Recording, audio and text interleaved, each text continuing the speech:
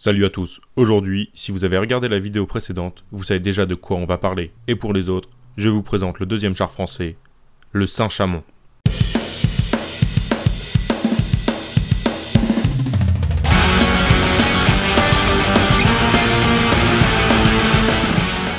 Mais pourquoi le Saint-Chamond a vu le jour, sachant que la France travaille déjà sur un prototype de char, le CA1. A la base, Schneider et la compagnie des forges et aciéries de la marine et d'Aumécourt, qu'on nommera plus facilement FAMH, devaient construire chacun 400 chars, mais le même char. Dans un premier temps, FAMH propose un prototype à Schneider, mais Schneider le refusa, car voulant intégrer une de leurs innovations et utiliser leur prototype, bien plus petit que celui de FAMH. On pourrait penser qu'ils ont validé le prototype et chacun commence à en fabriquer. Eh ben non, car Schneider ne voulait pas donner les différentes informations de leur char gratuitement, et FAMH ne voulait pas payer pour fabriquer le char. Et c'est pour cela que le Saint-Chamond a vu le jour. Le prototype du Saint-Chamond fut dévoilé en 1916 et adopté pour une production début 1917. Maintenant qu'on a parlé du pourquoi, parlons de ses caractéristiques. En termes de taille, le Saint-Chamond se rapproche plus du tank Mark I que du Schneider CA1. Il mesure 8,70 m en prenant en compte le canon, 2,70 m de largeur et enfin 2,40 m de hauteur pour un poids total de 22 tonnes, soit presque 2 fois le poids du CA1. Pour déplacer ce bateau roulant, il dispose d'un moteur Panhard et Levassor de 90 chevaux qui lui permettait d'atteindre la vitesse de 12 km/h sur route, le plus rapide des chars dont j'ai parlé sur cette chaîne. Bon, par contre la vitesse en tout terrain descendait à 4 km/h. Il atteignait les 4 km/h quand il arrivait à se déplacer en tout terrain, car il s'agit de son principal défaut, le déplacement en tout terrain. Il avait tendance à se planter dans le sol au moindre trou d'obus, donc embêtant pour traverser le No Man's Land. Malgré un poids énorme et une vitesse plus que respectable, il disposait d'une autonomie de 60 km, qui est plutôt bien si on compare aux autres. Alors comme pour les Anglais, il existe 3 variantes. Je vais donc commencer par celle de base, avant de vous décrire les 2 autres,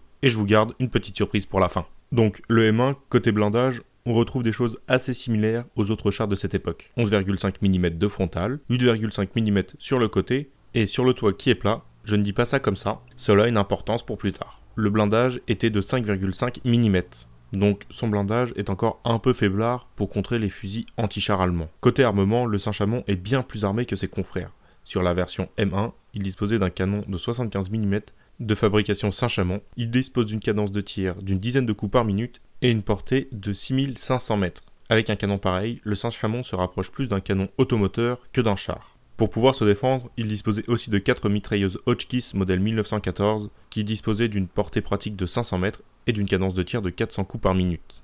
Côté équipage, il y avait du monde dans ce cuirassé terrestre. On comptait 9 membres d'équipage, un chef de char, un pilote, 2 canonniers, 4 mitrailleurs et enfin un mécanicien. Bien utile, faut avouer, sur ces petites bêtes. Maintenant que nous avons parlé des caractéristiques de notre petit Saint-Chamond, nous allons parler de sa première utilisation, qui pour une fois, n'a pas trop mal fini.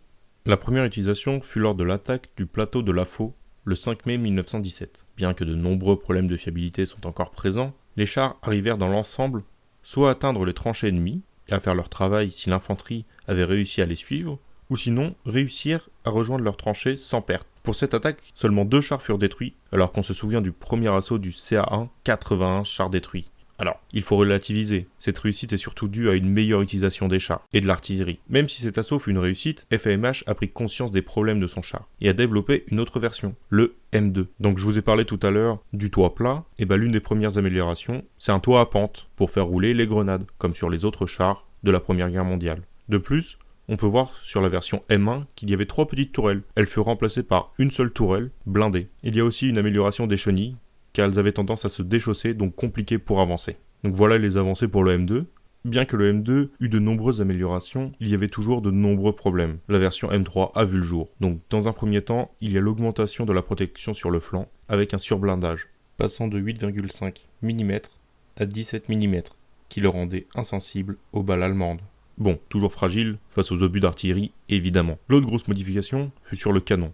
Il y a eu un changement de canon. On passe du canon de Saint-Chamond L12C par le canon français le plus iconique, le canon de 75 mm MLE 1897. Je vais vous donner vite fait ses caractéristiques, car je vous ferai sans doute une vidéo dessus. Ce canon avait une portée pratique de 6500 mètres avec une cadence de tir de 20 coups par minute. Il pouvait tirer toutes sortes de buts. Un vrai petit bijou ce canon. Mais qu'est devenu ce petit char? En fait, au vu de l'évolution des blindés dans l'armée française, surtout à cause du FT, le Saint-Chamond fut retiré des premières lignes pour un rôle de soutien, donc parfait pour sa conception. Il a justement eu sa dernière heure de gloire à la fin de la guerre, quand la guerre de tranchées a évolué vers une guerre de mouvement. C'était bien pratique d'avoir un engin qui pouvait déplacer un canon d'artillerie. Une fois la guerre finie, il fut mis au rebut, car il avait bien trop de problèmes. Mais pour ne pas finir sur une note déprimante, parlons des prototypes du Saint-Chamond. Le premier prototype dont je vais vous parler, à la place du canon de 75 mm, il y avait des bêches. Oui, vous avez bien entendu, des bêches. Alors, pourquoi faire ça? Eh ben c'est simple, pour faciliter l'avancée, en faisant s'écrouler les tranchées et ainsi faciliter le cheminement des autres chars et des fantassins. Bon, je suppose qu'il n'était pas très performant, car pas retenu. L'autre prototype était un char Saint-Chamond avec un obusier de 120 mm, mais encore une fois non retenu, car pas suffisamment performant. Ou alors,